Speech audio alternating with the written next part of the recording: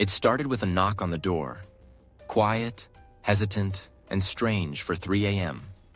A teenage girl stood there barefoot, shivering, her eyes hollow with fear. She told the stunned neighbor she had just escaped from a cave. Not a metaphor. An actual cave, where her family had been keeping her captive. Within hours, local authorities in Raton, New Mexico, were dispatched into the hills outside the town. Guided by the girl's directions, they stumbled upon a scene that would haunt them for the rest of their lives. It wasn't just a cave. It was a semi-underground hellhole. A pit carved out of the earth, covered with debris, tarps, and scrap wood. Inside, officers found 9 children, dirty, malnourished, and frightened. They had been living in this makeshift bunker without electricity, running water, or proper food. There were buckets for toilets, torn blankets for bedding, and a smell so thick it clung to your skin. Their eyes struggled to adjust to daylight. They hadn't seen it in weeks. Watching over them were Valerie and Melvin Cordell, the parents of some, and guardians of all. To outsiders, they were just an off-the-grid couple, homeschooling their kids and avoiding modern life. But inside that cave, they ruled with absolute control and disturbing brutality. The girl who escaped told police everything: years of manipulation, abuse, and something far worse.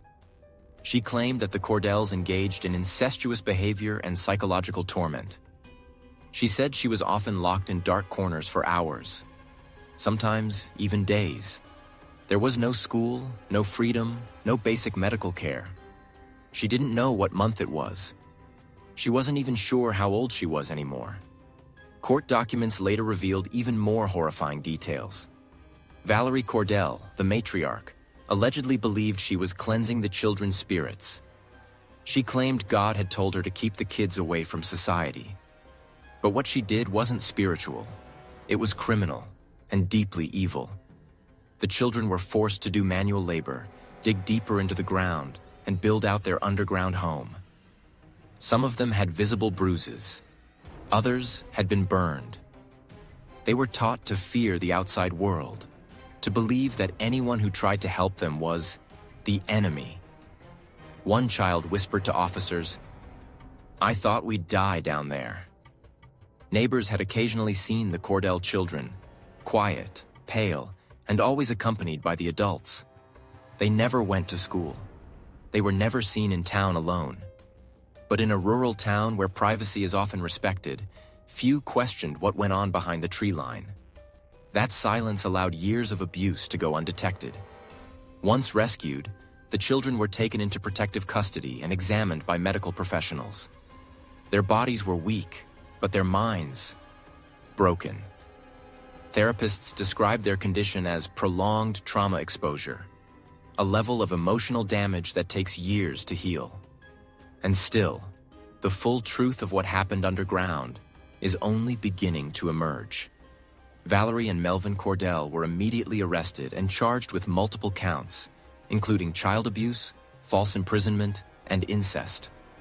But the question remains: how could a family hide this level of abuse for so long in plain sight?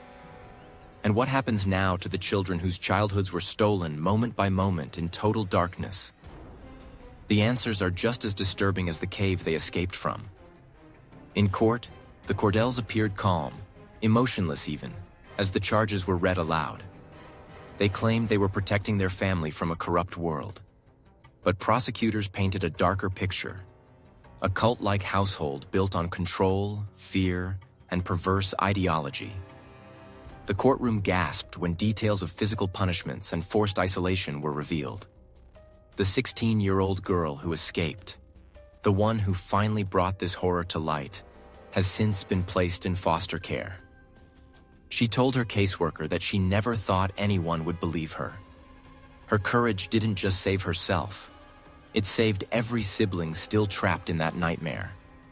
Now she's beginning to experience freedom for the first time in her life. Public reaction has been intense. People across New Mexico and beyond have questioned how something so horrific could remain hidden for years.